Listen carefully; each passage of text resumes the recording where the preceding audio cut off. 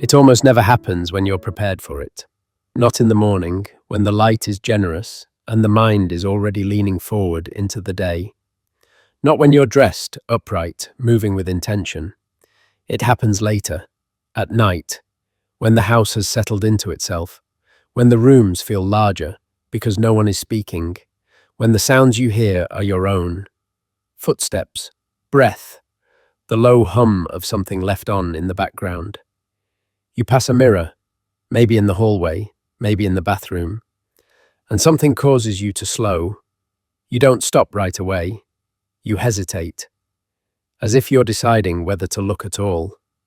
Inside, you still feel alert, still capable of focus, still holding thoughts that arrive slowly, but with weight. Inside, you haven't disappeared, but the face in the mirror carries evidence of time lived deliberately. Not damage, not neglect. Accumulation, lines where attention learned to stay longer than it wanted to. Eyes that pause before answering because they've learned the cost of haste. A mouth shaped by restraint, by moments when silence was chosen over certainty.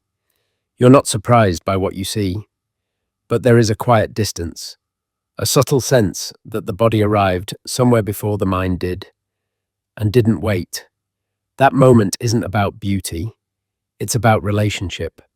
It's the moment you realize that somewhere along the way, care became something you postponed until everything else was done. Aging doesn't begin with wrinkles. It begins when the body stops being treated as a companion and starts being treated as a responsibility.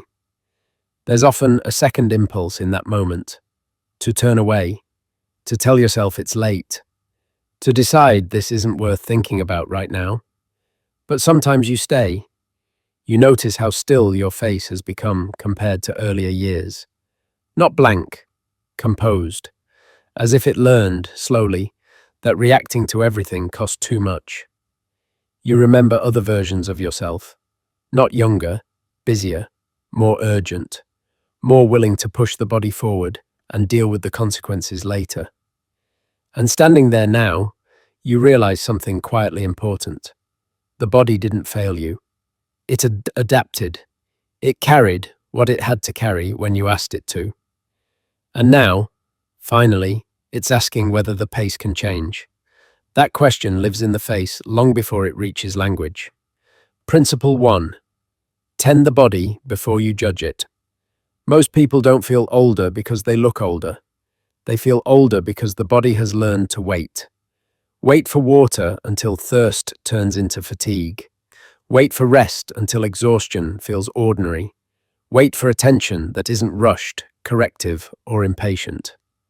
Over time, many of us stop tending and start monitoring. We evaluate how the body is performing. We notice what it no longer does easily. We compare it to earlier versions of ourselves. Quietly, without mercy. The body hears that tone. It responds by tightening. The shoulders lift slightly, as if preparing for criticism. The breath shortens without instruction. The face learns stillness instead of ease. But something subtle happens when care returns without expectation. When you drink water before judging fatigue, when you sit instead of pushing through, when sleep is allowed to arrive without negotiation, the body relaxes, not because it's fixed, but because it's no longer under review, and that relief shows. Principle 2. Circulation is a conversation. Nothing alive remains still for long. As the years pass, movement narrows gradually. You sit longer than you intend to. You reach less without noticing. You hold tension as if it belongs there. Emotion follows the same pattern.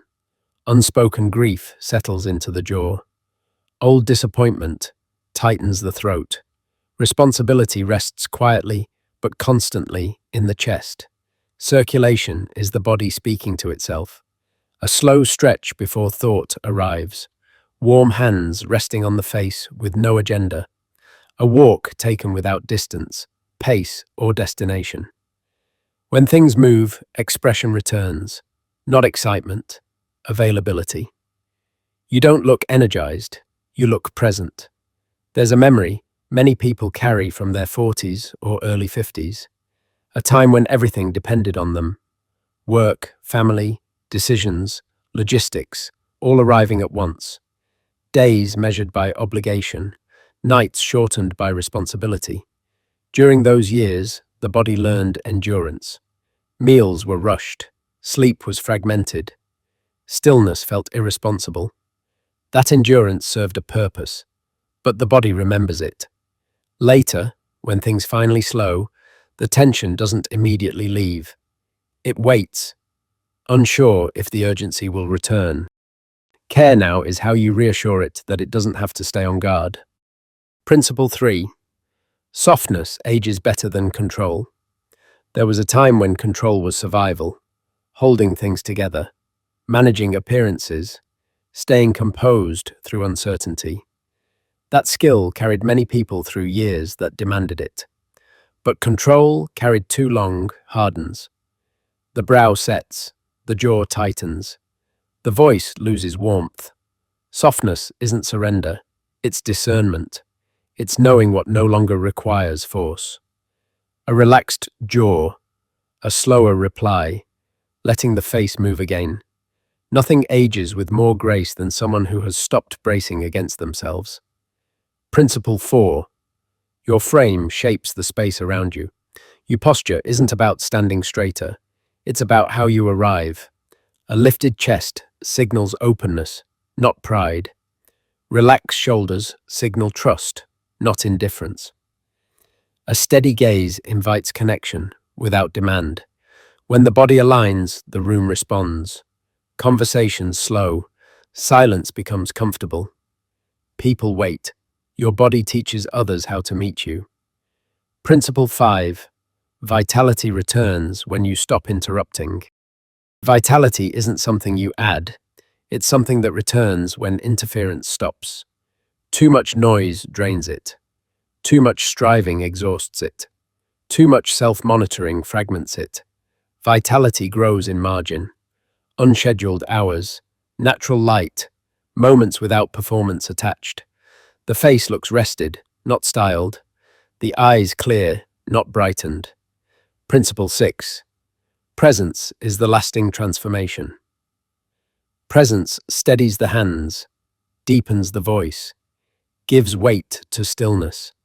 People sense when someone is fully inside themselves, not explaining, not performing, not rushing past their own experience. Presence doesn't erase age, it gives age meaning. There's another moment that comes later in life, usually in conversation. You're speaking, slowly, choosing words with care, and you notice no one is rushing you, no one is finishing your sentence, no one is glancing away. Not because you're louder, because you're settled. You're not trying to arrive somewhere with your words, you're letting them land where they land. And in that ease, the body softens. The face reflects something steady, not confidence that needs proving, confidence that has already survived enough. Principle 7. You are not required to be legible. At some point, many people stop translating themselves, not from withdrawal, from wisdom. You allow pauses. You let silence do some of the work. This does something to the face. It relaxes the mouth. It steadies the eyes. You stop performing clarity and become clear. Principle 8. Rhythm matters more than intensity. Youth values effort. Later, life values rhythm. Not how hard you push, how gently you return. Eating at regular times, sleeping when tired, moving without urgency. The body responds to rhythm the way it responds to music. And rhythm, more than intensity, is what sustains vitality. Aging doesn't ask for correction. It asks for participation. Care before critique. Movement before force. Softness before control. Presence before performance. When those return, the mirror changes. Not because you did, but because you finally arrived in yourself again. And that is quiet confidence.